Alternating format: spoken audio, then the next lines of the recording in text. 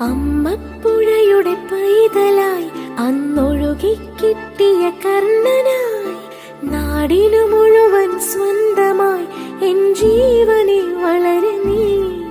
കുടിൽ മേയുവാൻ മുകിലുകൾ, അതിൽ മാരിവിൽ ചുവരുകൾ, നിനക്കൊരു കുടം കുളിരുമായി പുതുമഴ മണിമ